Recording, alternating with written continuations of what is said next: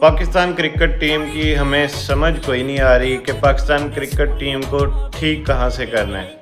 ہر player جو ہے، کسی کا پیٹ نکلا ہوا ہے، اتنا بڑا نسیم شاہ کا جیسے پیٹ نکلا ہے، کسی کی سائڈیں نکلی ہیں، کسی کے کوئی پیچھے سے نکلا ہوا ہے، کوئی کچھ ہے، کوئی کسی طرح کا ہے۔ عثمان خان کو دیکھ لیں، اس کا منہ اتنا بڑا ہے کہ اس کی سائڈیں بھی ٹھیک نہیں ہو سکتی۔ بابر اعظم کو دیکھ لیں کہ بابر اعظم سے فورسفلی ایسی کرکٹ کھلانے کی توقع کی جا رہی ہے اور اس کو کھلایا جا رہا ہے کہ وہ جو اس دن اس نے شاٹ کھیلی، وہ اس کا فارمیٹ ہی نہیں ہے، کبھی وہ ایسی شاٹ کھیل ہی نہیں سکتا۔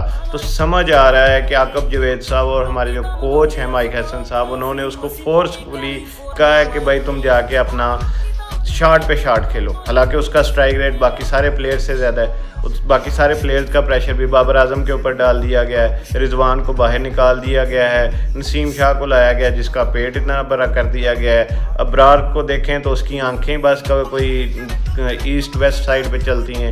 تو یہ حالات ہیں ہماری ٹیم کے، اور ان کے اوپر ان کو فورسفلی ان کے فارمیٹ کے مطابق نہیں کھلایا جاتا، ان کو ان کی ٹیکنیک کے مطابق نہیں کھیلنے دیا جاتا۔ وہ کہتے ہیں کہ جیسے دیمک جو ہے جب کسی چیز کو لگ جاتی ہے تو وہ ختم کر دیتی ہے، ویسے ہی عاقب جاوید صاحب ہیں کہ وہ جس چیز کو لگ جائیں وہ ختم کر دیتے ہیں۔ لیکن سمجھ کوئی نہیں آ رہی، تماشائی جو ہیں بس یہ دکھایا جاتا ہے جی اسٹیڈیم فل ہو گیا، ہم نے راولپنڈی بند کر دیا، روڈ بند کر دیے، عوام ذلیل کر دی، اسٹیڈیم فل ہو گیا۔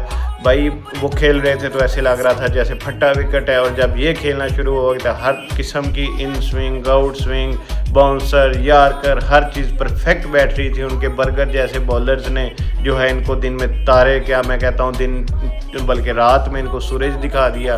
یہ لگ رہا تھا ہمیں کہ وہاں پہ پتہ نہیں یہ کون سی وکٹ آ گئی ہے، یہ راولپنڈی کی وکٹ ہی نہیں ہے۔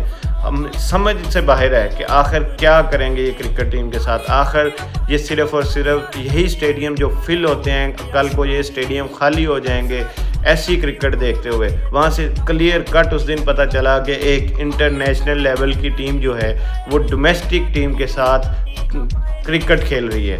تو انٹرنیشنل کرکٹ ٹیم جیسے کھیلتی ہے، جیسی بھی سچویشن ہو ساؤتھ افریقہ نے کھیل کے بتائی، اور ہماری جو ڈومیسٹک ٹیم تھی پتہ چلا کہ واقعی ایک لیگ کی ٹیم ہے، وہ کیسے کھیلتی ہے، اس کی اپروچ کیا ہوتی ہے، ہر کھلاڑی کا انٹینٹ کیا ہوتا ہے، ہر ایک کو کلیئر کٹ سمجھ آ رہا تھا۔ محسن نقوی صاحب مہربانی کریں، کرکٹ ایک جو ہمارے ملک کی نمائندگی کرتی ہے یہ کھیل، اس کو ختم اس طرح نہ کیا جائے کہ جیسے ہم نے ہاکی کو بڑے اچھے طریقے سے ختم کر کے رکھ دی ہے۔